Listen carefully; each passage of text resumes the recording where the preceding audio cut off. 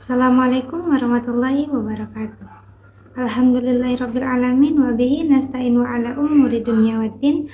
Assalatu wassalamu ala asrafil anbiya'i wal mursalin wa ala alihi wa sahbihi ajma'in amma ba'du. Para hadirin sekalian, bertemu lagi dengan saya Naila, salah satu mahasiswa program studi Tadris Bahasa Inggris Institut Agama Islam Negeri Pontianak. Dan pada video kali ini, insya Allah saya akan menjelaskan materi pada mata kuliah Ulumul Hadis dengan judul Bentuk-bentuk Hadis.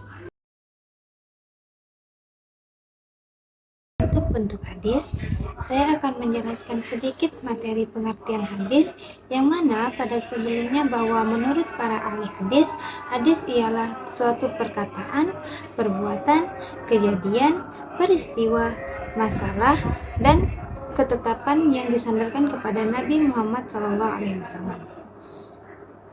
Di sini saya dapat memahami 3 bentuk-bentuk hadis, yaitu yang pertama hadis qauli atau dikenal dengan as-sunnatu al-qauliyah, dan yang kedua yaitu hadis fi'li atau dikenal dengan as-sunnatu al-fi'liyah, dan yang ketiga yaitu hadis takriri atau dikenal dengan as-sunnatu at-takririyah. Bentuk-bentuk hadis yang pertama yaitu hadis qauli atau dikenal dengan as-sunnatu al-qauliyah. Jadi hadis qauli ini adalah segala yang disandarkan kepada Nabi Muhammad SAW berupa perkataan ataupun ucapan yang berisi berbagai tuntunan dan petunjuk syara, peristiwa, dan kisah baik yang berkaitan dengan aspek akidah, akhlak, maupun syariah. Adapun tanda-tanda hadis qauli yaitu dengan adanya redaksi qala Rasulullah SAW atau juga bisa dengan yaqulu Rasulullah SAW. Pada hadis yang sudah saya cantumkan yaitu an Abi Hurairah radhiyallahu anhu qala Rasulullah SAW qala Allah kullu amali ibni adam lahu illa siyama fa innahu li wa ana ajzi bihi. Ini merupakan salah satu contoh dari hadis qauli yang mana terdapat adanya redaksi qala Rasulullah SAW, yang berarti bahwa Abu Hurairah ini pernah mendengar perkataan ataupun ucapan dari baginda Nabi Muhammad SAW. Selanjutnya adapun hadis yang kedua yaitu hadis fi'li atau dikenal dengan as-sunnatu al-fi'liyah. Hadis fi'li adalah segala yang disandarkan kepada Nabi Muhammad SAW yang berupa perbuatan yang berkaitan dengan urusan-urusan agama, baik yang berkaitan dengan syariah, akidah, akhlak, ibadah, dan lainnya. Jadi hadis fi'li ini merupakan salah satu hadis yang menerapkan dari perbuatan atau tingkah laku dari Rasulullah SAW. Dan di dalam hadis ini Rasulullah itu tidak mengatakan sesuatu, namun Rasulullah itu melakukan sesuatu perbuatan atau tindakan tertentu yang kemudian dilihat dan disaksikan oleh sebagian sahabat. Kemudian para sahabat menginformasikannya kepada sahabat-sahabat yang lain hingga akhirnya terjadilah hadis fi'li ini. Jika tadi sebelumnya pada hadis qauli di dalam hadisnya terdapat redaksi qala Rasulullah SAW, maka pada hadis fi'li ini adanya redaksi kana Rasulullah SAW. Seperti pada contoh hadis yang sudah saya cantumkan, yakni an Jabir qala kana Rasulullah SAW yusalli ala rahilatihi haitsu tawajjahat fa iza arada al-faridata nazala fastaqbalal qiblah.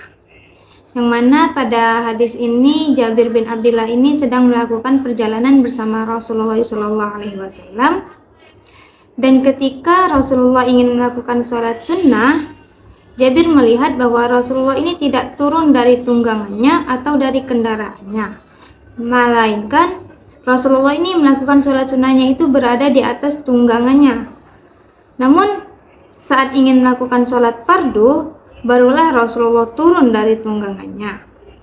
Dan dari kejadian inilah Jabir bin Abdullah pun langsung menginformasikan kepada sahabat-sahabat yang lainnya Hingga akhirnya hadis ini pun dikatakan dengan hadis fi'li atau dikenal dengan as-sunnatu al-fi'liyah.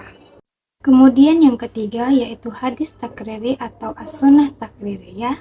Yang dimaksud dengan hadis takriri ini adalah hadis yang berupa ketetapan Rasulullah terhadap apa yang dilakukan oleh para sahabatnya, di mana Rasulullah melihat perbuatan yang dilakukan oleh para sahabat tanpa memberikan suatu penegasan. Apakah beliau membenarkan perbuatan tersebut ataupun juga menyalahkannya. Jadi inilah yang dinamakan hadis takriri atau as-sunnah at-takririyah, yaitu ketika diamnya Rasulullah SAW. Nah, salah satu contoh hadis yang populer dari hadis takriri ini adalah kisah para sahabat Rasulullah ketika mendengar perintah Rasulullah yang pada tahun 5 Hijriah kalau tidak salah, itu setelah terjadinya perang Khandaq, di mana Rasulullah itu memerintahkan kepada para sahabat untuk menunaikan sholat asar di Bani Quraidah. Nah, kata Rasulullah itu seperti ini, la yusalliyanna ahadukum al-asra illa fi Bani Quraidah.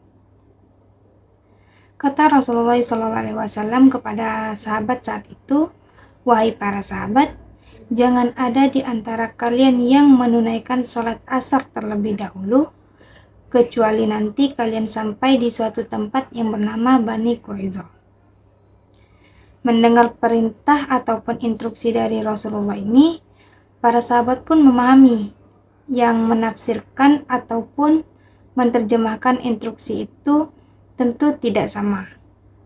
Kemudian adanya perbedaan pemahaman, yaitu kelompok sahabat yang pertama memahami perintah ini bahwa secara tekstual, yang artinya mereka itu tetap jalan saja meskipun waktu sholat asar itu sudah habis. Jadi mereka tidak sholat asar sampai nanti mereka tibanya di Bani Quraidah. Sedangkan kelompok sahabat yang kedua berpendapat bahwa mereka memahami secara kontekstual, yaitu dengan memahami makna yang tersirat dari instruksi Rasulullah, yang mana maksud dari kelompok yang kedua ini, kita diperintahkan untuk bersegera dalam perjalanan, jangan santai-santai agar kita nanti bisa sholat asar di Bani Quraidah.